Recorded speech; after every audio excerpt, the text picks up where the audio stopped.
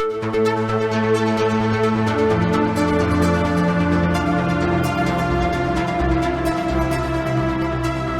and welcome to the Sensibly Speaking podcast. This is Chris Shelton. I am hoping that we are giving you another hour of podcasting greatness here. And of course, I want to wish you happy holidays as we roll into December of 2021 here and start, working out the end of the year. Gosh, it's come by so quickly. I can't believe it. So much has happened this year and so much to come in 2022. I wanted to quickly say that if you are not subscribed to the podcast or the channel, please do so and hit that bell button on YouTube if you want to be notified of episodes and videos as I post them. That's the way to do that. And of course, I also wanted to let you guys know, because I do not talk about this enough. I need you guys to know that I have another YouTube channel. It is called Critical Clips. And it is simply excerpted answers to questions or particular bits that I've taken out of interviews or podcasts that I've done that I thought were relevant on single issue topics. So if you want a single answer to a single question and you can easily see what that question is or what that topic is by the title of the video, I have posted over 650 videos over there so far, and lots more to come. I'm still years behind in my library of videos that I am going through step by step to pull the information, pull the clips, the excerpts for those videos. So I highly recommend that you check that out. You can find the link to the Critical Clips channel in the description section to this video and in the description section of all of my videos. All right, and let's see. Now let's go ahead and get into the main thrust of the podcast this week. I have been doing some pretty deep dive research on the subject of Scientology. And of course, having been a Scientologist for so many years, having worked for the organization for 25 of those years, you'd think I wouldn't have a whole lot to research. But going through, this program and doing the real intensive kind of word by word, paragraph by paragraph analysis of L. Ron Hubbard's lectures, and I've selected out a couple, and I've been doing this research on them, and it has brought to light some very, very interesting facts and ideas and things that I never saw as a Scientologist and hadn't particularly noticed up until now. And I thought there was one particular thing that I've sort of kind of hit me that I thought I should share. And this is not a personal thing. This is not a point of my own recovery like I talked about last week or anything super personal to me. It has to do with, if anything, I'm going to eat a little crow here because I have used the word counseling to describe Scientology auditing. And I don't know that I could have made a bigger mistake. short of calling Scientology a religion, which is also something I can contend with, and I don't think it really is a religion. But you have to deal with the fact that it's recognized as a religion, and so you have this rather controversial term that gets used to describe Scientology. Is it or is it not a religion? Well, I think this podcast will answer the question, if you've not already settled this for yourself, as to why it is that Scientology's brand of counseling, which is called auditing, why that is absolutely not counseling and not something that is at all really comparative to what psychologists are trying to do or what psychiatrists are trying to do. And getting into this field now and knowing a lot more about it than I used to, I thought that this was, something worth talking about, because what I'm going to talk about here today is very, very fundamental, kind of the elements of auditing, right? I'm not going to talk about how you have an auditor and a pre-clear. I mean, I should describe that first. But it's not just the physical aspects of this that I'm talking about today, because physically, when you look at an auditing session in Scientology, it looks and sounds sometimes like psychotherapy. And so the analogy gets made all the time. The comparison gets made, but it's not. Now, first off, let me, and we're going to get into all the reasons why. That's what I'm going to do here in this podcast. So first off, let me start by clarifying what is therapy? What is counseling? What are we talking about when we're talking about psychological counseling? Well, I didn't think that there was a better source to go to than the American Psychological Association website, where it defines psychotherapy or therapy quite clearly. And I want to read this to you first to sort of give you a standard of what it is that I'm thinking about these days when I use the word therapy or counseling. And this is a quote from their website. In psychotherapy, psychologists help people of all ages live happier, healthier, and more productive lives. Psychologists apply research-based techniques to help people develop more effective habits. There are several approaches to psychotherapy, including cognitive behavioral, interpersonal, and psychodynamic, among others, that help people work through their problems. Psychotherapy is a collaborative treatment based on the relationship between an individual and a psychologist. A psychologist provides a supportive environment that allows you to talk openly with someone who is objective, neutral, and non-judgmental. Most therapy focuses on individuals, although psychotherapists also work with couples, families, and groups. Okay. So now let's take a look at auditing. Because what you get from that definition of therapy is a collaborative, non-judgmental, neutral, objective kind of setting where the psychotherapist or the psychologist is there to listen and understand and support and help. Another definition of counseling talks about how it is advice and support that is given to people to help them deal with problems, make important decisions, etc. So I'm sort of stressing here the collaborative effort and the fact that psychology is about the individual, the client that is being served. Everything about, and I'll go over some more stuff that'll sort of reinforce that a bit later when we talk about the ethics codes of therapists versus what goes on in Scientology. But first, I just want to kind of set the scene here because auditing is also defined in science by Scientology on their website. So let me read to you what the Church of Scientology says auditing is.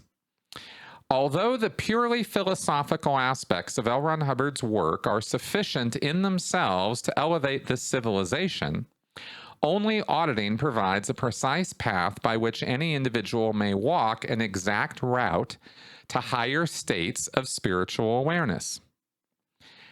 Okay, there are so many problems in that paragraph already, but I'm just going to continue reading here. The goal of auditing is to restore beingness and ability.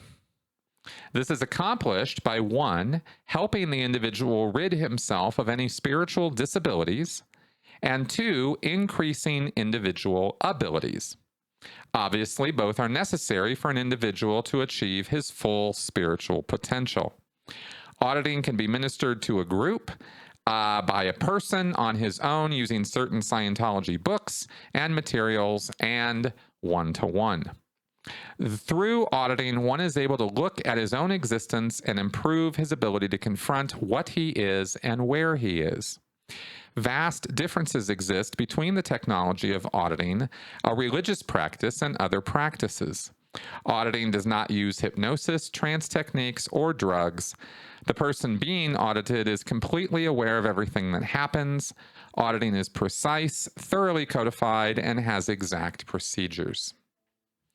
All right, now there are, again, so many problems there, and I'm going to try to sort of break down in the course of this podcast what some of those problems are, but we're not, the purpose of this is not to take apart these 3 paragraphs of Scientology's website. Instead, I'm going to talk a bit more broadly. But I wanted to give you first what the Church of Scientology says about their own practice so that we can do a little compare and contrast. Now, something about auditing, as far as why is it called auditing, is it comes from, Hubbard says that it comes from the same root that audio comes from, and the word audit as in the English term audit, which is to listen, audio. right? It has to do with that. You're listening. And so the idea is that the auditor is somebody who listens to the pre-clear, right? And understands and acknowledges their communications. Well, that mechanically is fine, but if what you're saying to the pre-clear is off the rails, you can listen all you want and you're not going to help the person. So just because you're listening to someone doesn't necessarily mean you're helping them. And as I will show, Scientology auditing does actually very little listening.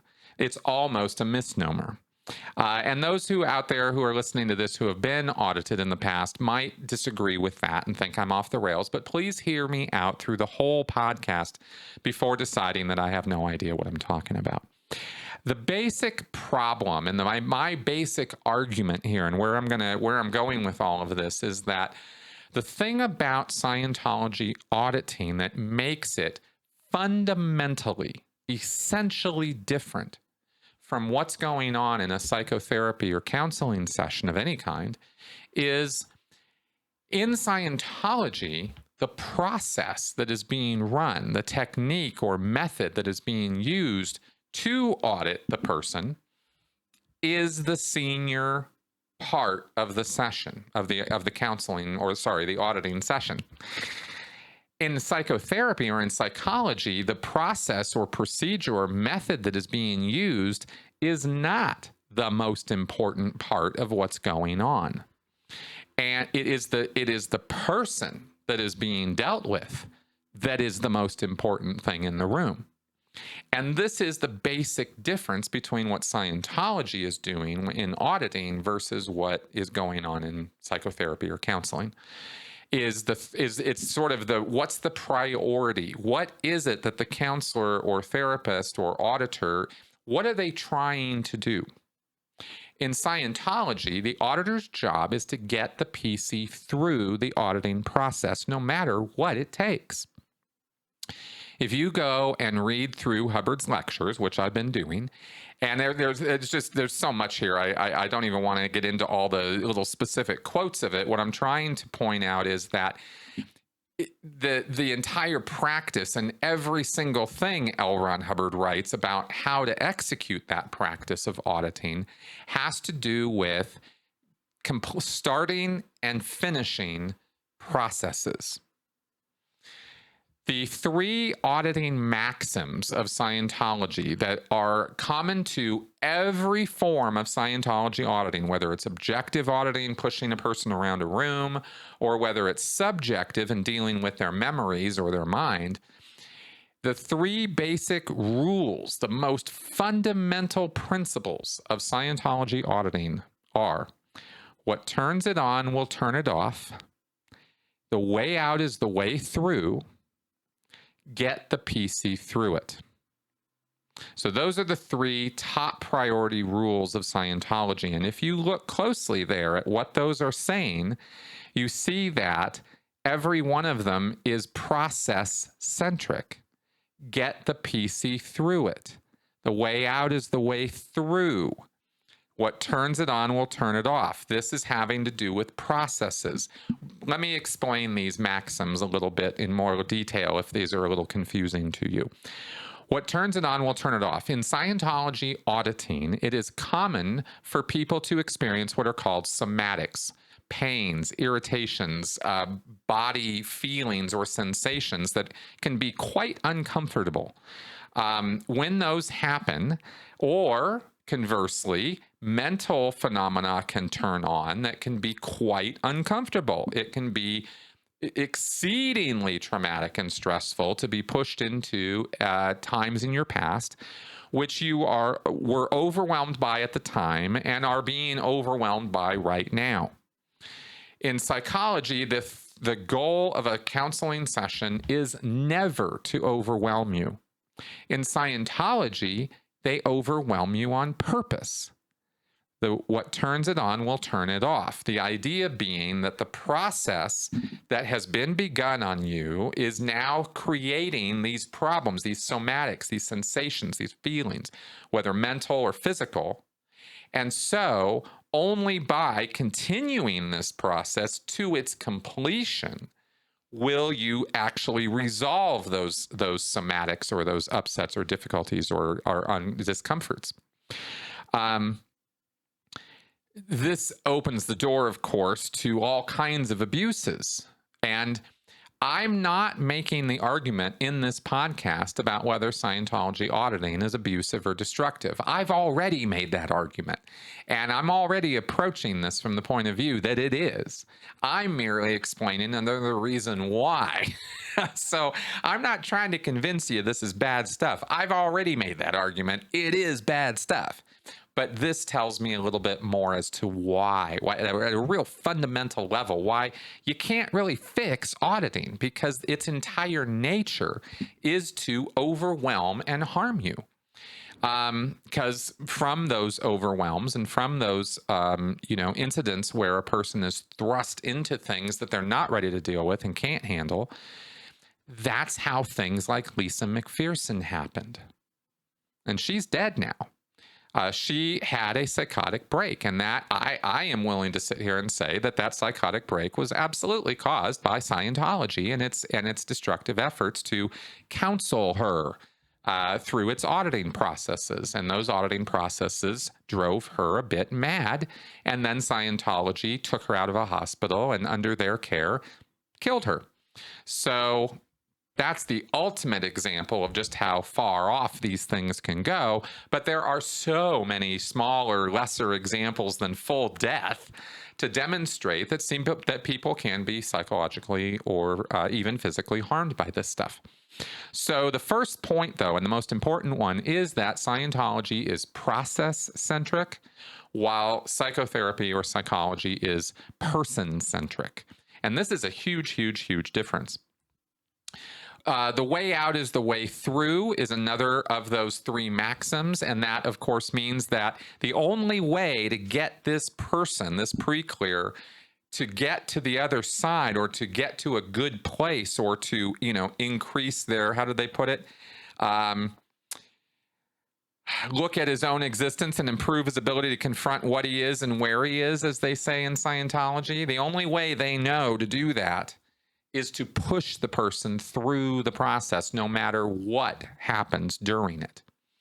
It's just taken as a matter of faith. In fact, the maxim right here is the way out is the way through. You only get any gain in Scientology by completing the processes. So the entire thrust of the activity is that you are going to get through this process no matter what it takes. And L. Ron Hubbard in his lectures talks about the fact that you can get away with almost anything. Here's the direct quote: you can practically do anything in a session as long as you're effective and interested in the PC's case, and your attention is on his case, and what you do is relevant to the solution of his case. All right, now that might sound reasonable to some of you until you know what it is that they're doing to get a person through their case. Because, of course, here we're talking about the use of the e-meter, which is the next part of this sort of abusive picture. But first, let me say here this business of get the PC through it. Okay, so these maxims all reinforce the idea that the only thing that is really important in an auditing session is getting the PC through the process. Okay, that's just it's taken as a matter of faith in Scientology that the processes work, that they work 100% of the time, that they are 100% applicable to the person they're being applied to, and that they will absolutely positively get this person to a better place than they are now, whatever that's supposed to mean for the person. And when we talk about higher states of spiritual awareness and nonsense like that, these words really don't even mean much of anything. So it's a little hard to talk about this and take it seriously when your standards for improvement are so completely and wholly subjective. It gets a little bit difficult, okay? But that's not, again, the main thrust of my podcast this week. So the other thing about this, where things start going really, really off the rails, is not only the process-centric aspect of Scientology auditing, but the use of the e-meter. because Hubbard makes it clear over and over and over and over and over and over and over again that the e-meter is infallible. It is to be believed over whatever the pre-clear has to say, whatever the auditor thinks. The e-meter is the thing that drives and controls what's going to happen with the process and with the session as a whole. And if the e-meter doesn't agree with what the pre-clear has to say, well, the pre-clear is tough out of luck, right? Shit out of luck. You always believe the e-meter first. So if the meter is responding to a question as interpreted by the auditor, then that pre-clear, doesn't matter what he says, doesn't matter what he tries to do, doesn't even matter if he tries to get up and leave the room. The Scientology auditor is trained to stop him and physically put him back in the chair, slam him down, and get him through the process no matter what it takes. At the end of the day, this falls under the sort of principle of the end justifies the means. It doesn't matter what you have to do to this person as long as you get them through the process. And while most Scientology auditing, in the day-to-day of doing Scientology auditing, it's not like every other session you're having to manhandle the pre-clear. But it happens often enough, and there are enough instances of abuse and enough instances of damage and destruction because of this, that it's definitely worth talking about.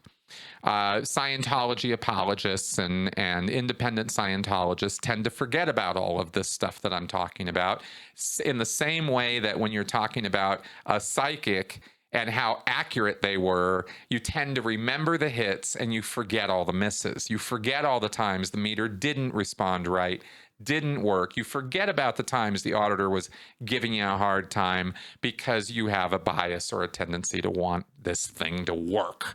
You need it to work. You have emotional investment in this and it has to work. So you forget the misses and you only remember the hits. And that is a phenomena that occurs with Scientologists, current and former, every day of the week, right? Okay. Basically, with the, here's how this is supposed to be sort of curbed or stopped from happening in Scientology is the ethics codes of Scientology, and specifically a code for the auditors. There's an auditor's code, and the first point of the auditor's code is, I promise not to evaluate for the pre-clear or tell him what he should think about his case in session. Not supposed to do that. You're also not supposed to, point number 2, I promise not to invalidate the pre-clear's case or gains in or out of session. So you're not supposed to evaluate for the pre-clear, and you're not supposed to invalidate the pre-clear. All right, so you might have, there's a kind of auditing that occurs, and this happens often in this kind of auditing, where it's called repetitive processing or repetitive command, where the same question or series of questions is asked over and over and over again. Now, this is Trance Induction 101. This is straight up hypnotism, and that's exactly what Hubbard knew how to do, but he reframes this as, counseling, as auditing. So here's a question that might actually be asked of a person in a Scientology auditing session. Let's say that someone has a sore throat, and so they're getting an auditing process to deal with that sore throat. And the question is, from where could you communicate to a throat? It's a weird question, right? But, you start asking somebody that question and you say, from where could you communicate to a throat? What? Well, I guess from my throat. Okay, good. From where could you communicate to a throat? Well, I guess you could communicate to a throat from a thermometer. All right, great. From where could you communicate to a throat? Well, gee, I guess I could communicate to my throat from food I eat. Okay, great. From where could you communicate to a throat? That's it. Those are all the answers I got. I can't come up with any more. Okay, I got that. From where could you communicate to a throat? And that's how it's going to go, is the guy's just going to keep asking the question over and over and over and over and over again until the meter is no longer responding and the person has some sort of realization or epiphany about life.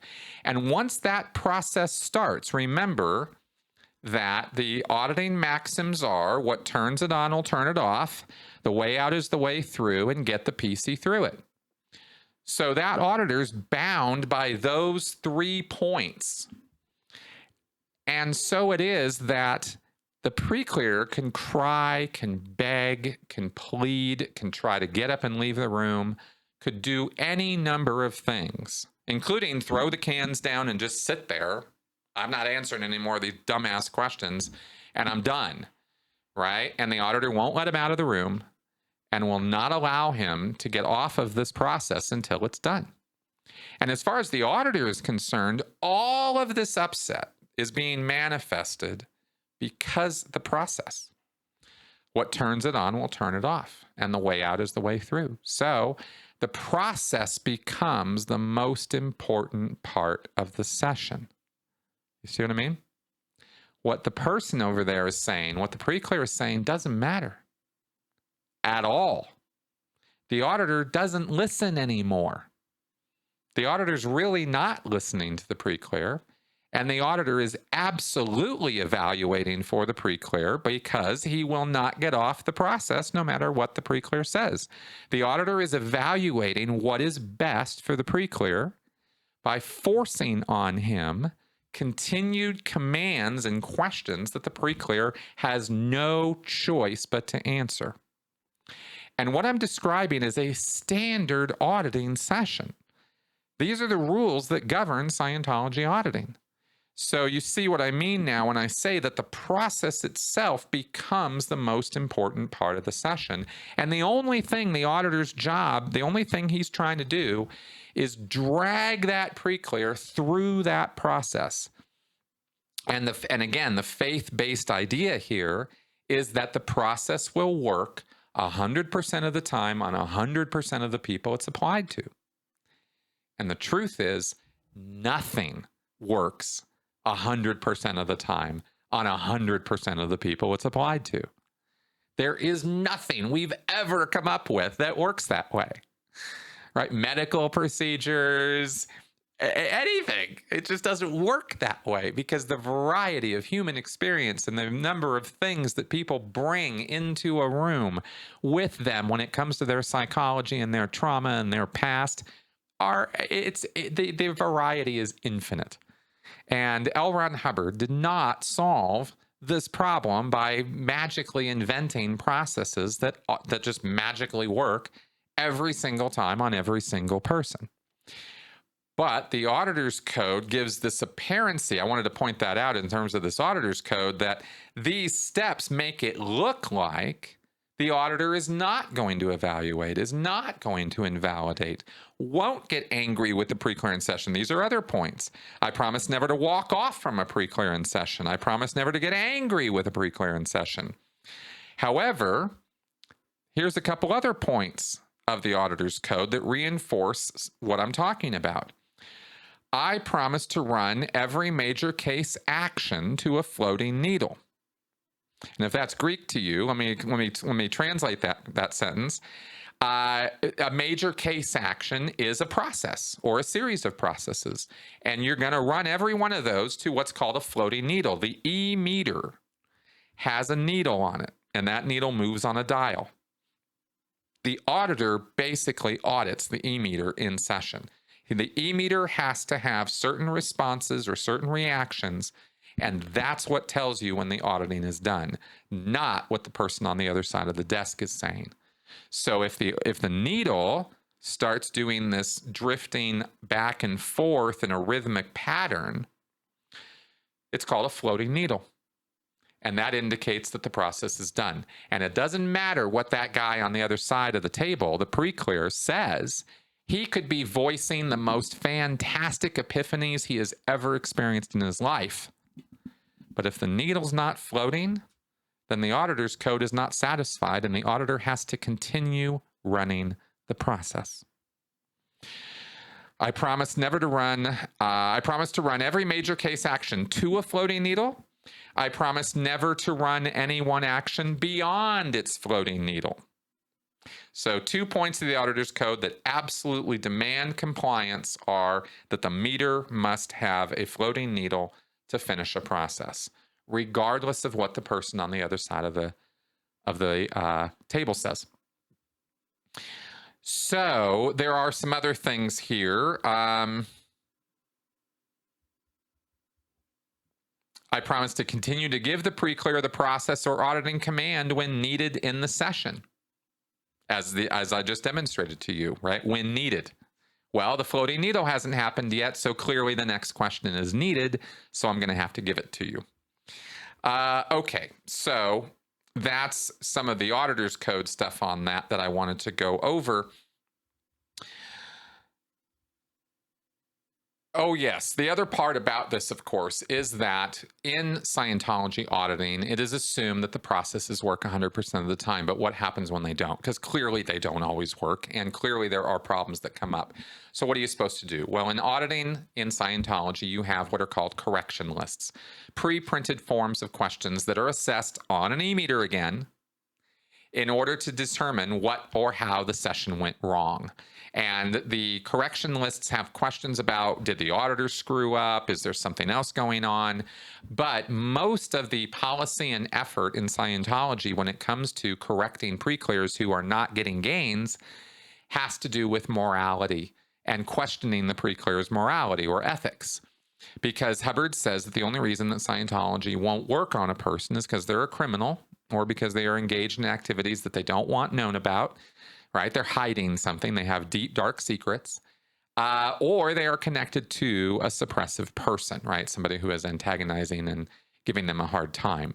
All of these external things are moral problems, basically. Hubbard frames it in a moral sort of plane. So if Scientology auditing isn't working, well, it's your own damn fault because you're immoral. You're out ethics. There's something wrong with you or your life that Scientology won't work on you.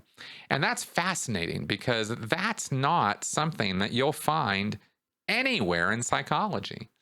In terms of polar opposites, Scientology couldn't be more opposite to psychology in this way. And this is not a small point. This is a very, very big point. You want to... You know, if you're going to talk here in the Auditor's Code and in Scientology about granting beingness to a pre-clear, well, that means listening to them. That means caring about them. It's letting them be who they are. But Scientology auditing is about changing a person into what Hubbard thinks they should be, not what they think they should be.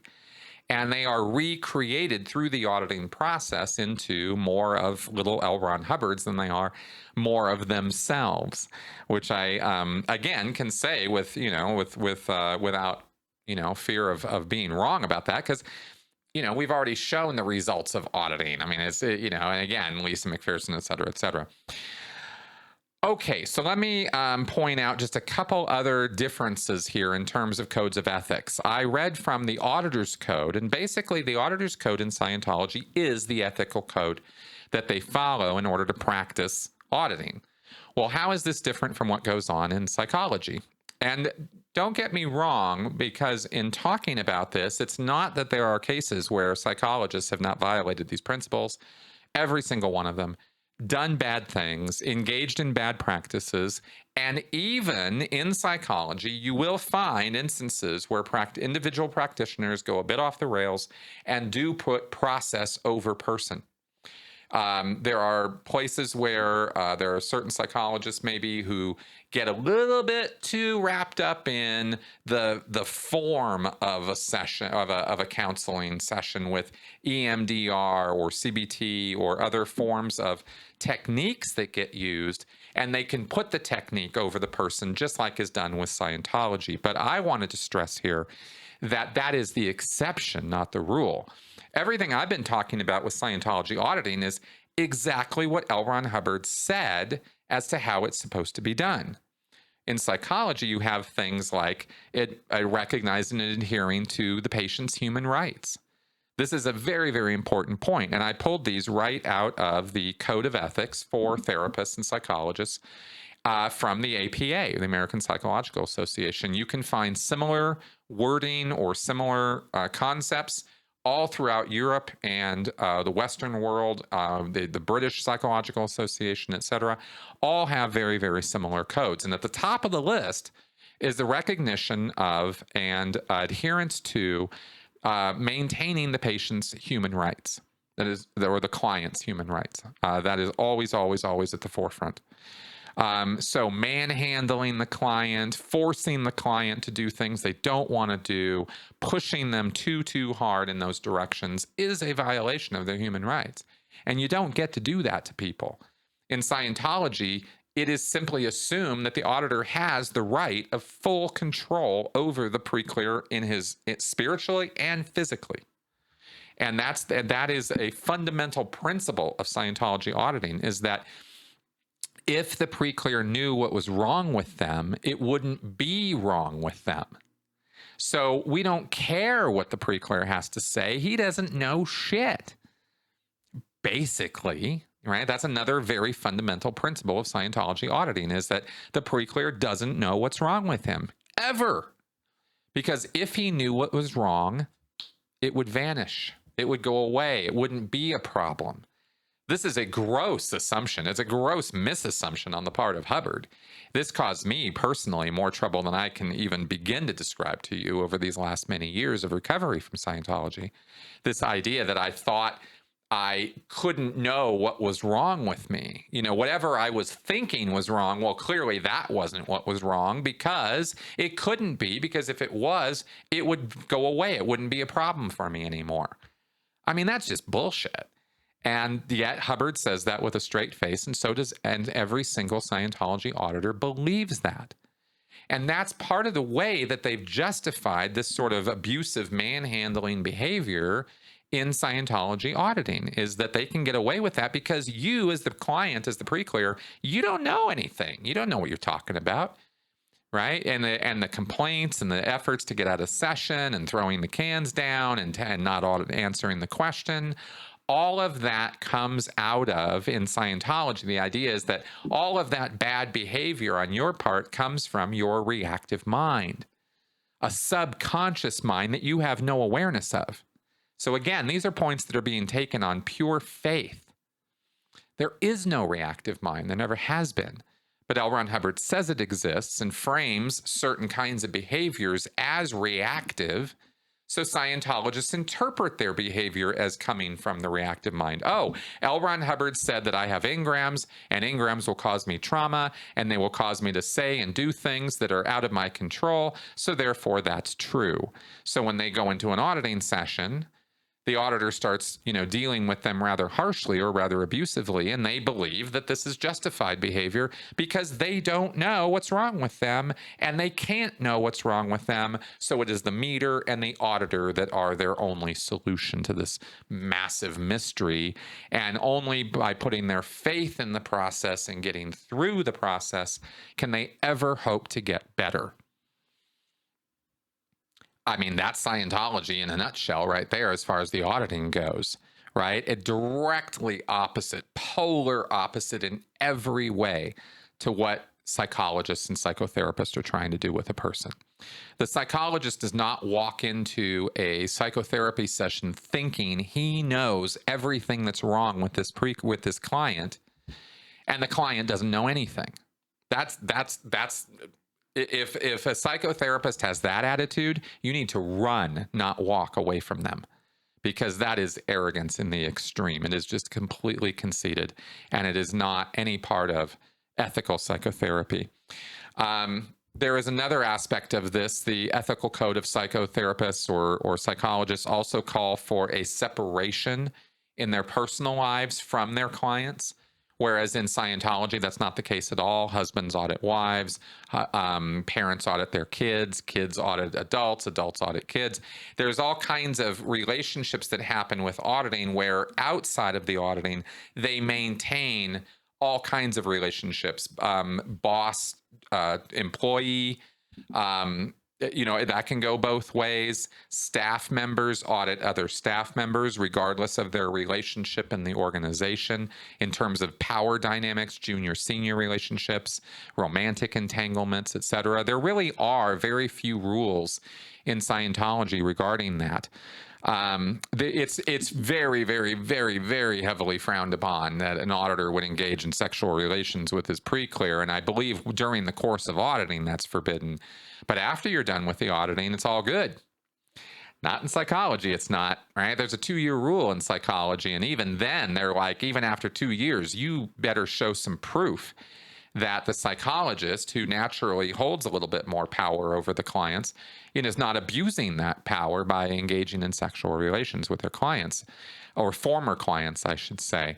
But this mixed relationships that people can get involved in, where they have lots of different relationships between them, that can enter all kinds of entanglements that nobody in psychology wants anything to do with. So this enters into there are ethical dilemmas here, and they tend to ask for advice or direction when entering into, when these dilemmas come up.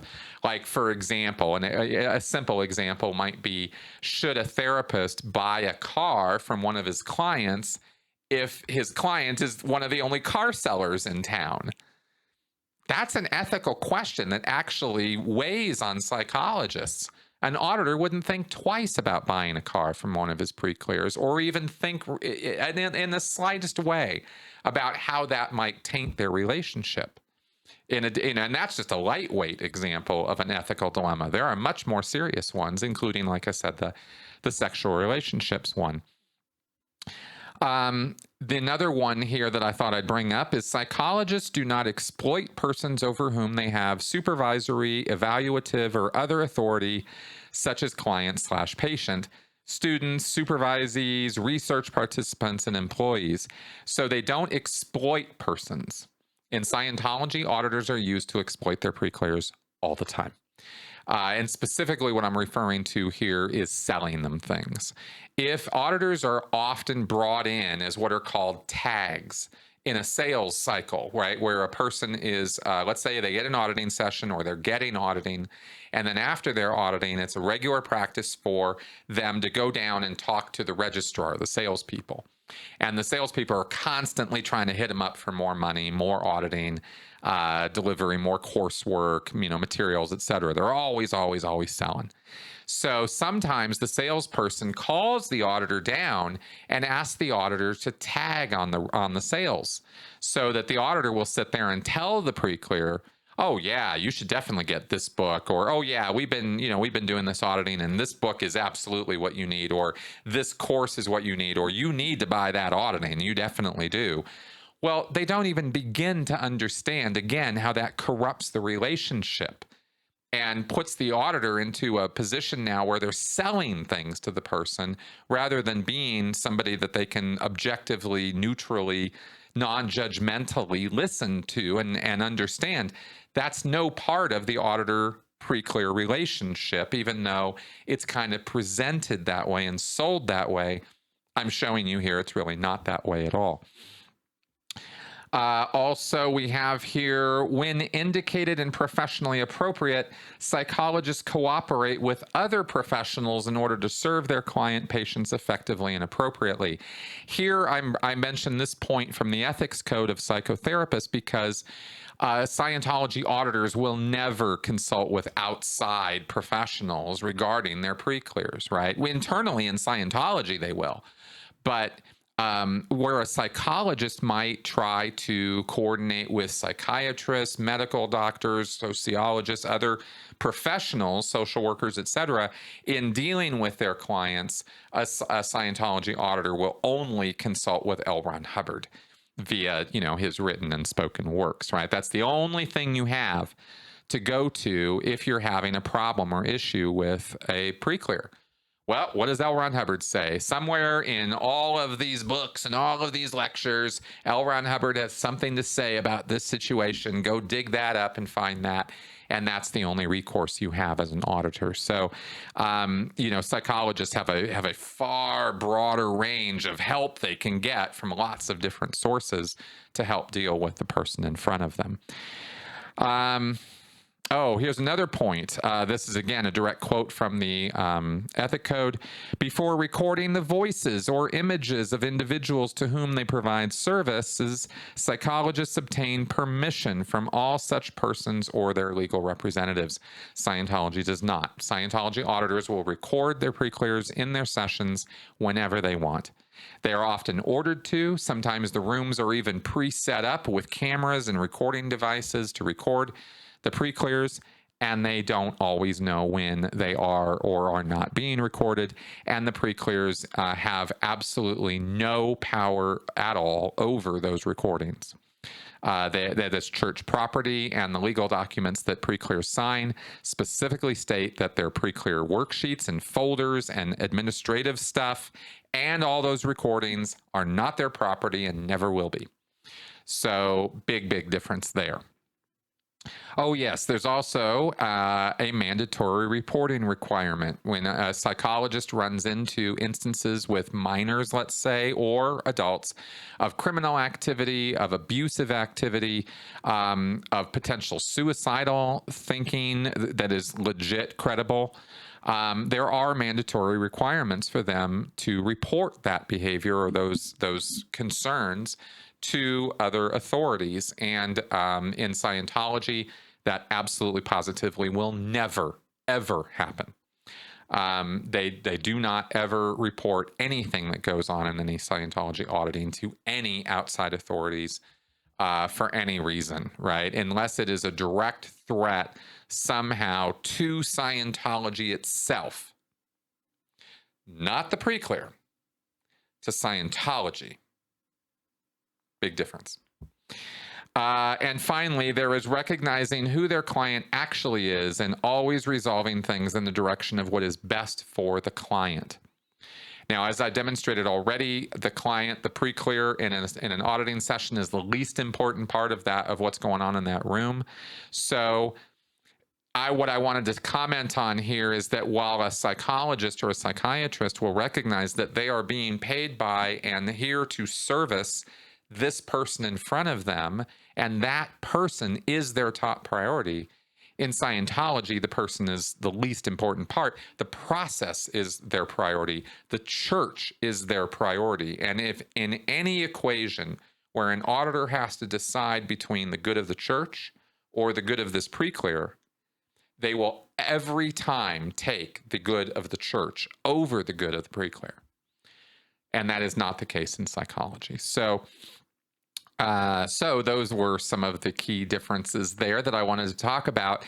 And I think that, for me, this was very clarifying. I hope it is for you too. That's why I thought I would talk about it, is I wanted to kind of throw this out there and give a whole nother sort of angle or perspective on why it is that auditing is not good for you and why it can never be good for somebody, because the entire thrust of it is not about helping the person. It's about forcing them to comply with what L. Ron Hubbard said they have to do. They have to jump through a bunch of hoops in order to get to this place where they believe they will have higher spiritual awareness and ability. And if you really start deconstructing what that means, you quickly find those words mean absolutely nothing. What is a higher spiritual state of existence supposed to, what does that even mean? In practical terms, these are nonsensical ideas. So, that of course is not L. Ron Hubbard's invention. This is New Age philosophy. This is Madame Blavatsky. This is, this goes back centuries and centuries and centuries. People have been having goofy ideas about spiritual states of awareness and ability long before L. Ron Hubbard ever hit the scene. But I just thought I would point out, from a critical thinking point of view, I'd like you to think long and hard about, what does it mean to achieve spiritual immortality and higher states of awareness? What? Can you see infrared now? What does that mean? It's just something to think about. All right. So that all being said, That's pretty much what I wanted to go over this week. Thanks for, sticking with me through this podcast. And I hope what I had to say here was useful and educational in some fashion. And I hope the way I went about doing it might have been at least mildly entertaining. But you guys let me know. What am I getting right? What am I getting wrong here? You guys tell me. But there's a little spin on some Scientology auditing for you, and I hope that helps clarify why it is that I rail against it and why we think that Scientology might not necessarily be the best thing for you. All right, guys. See you next week. Bye-bye.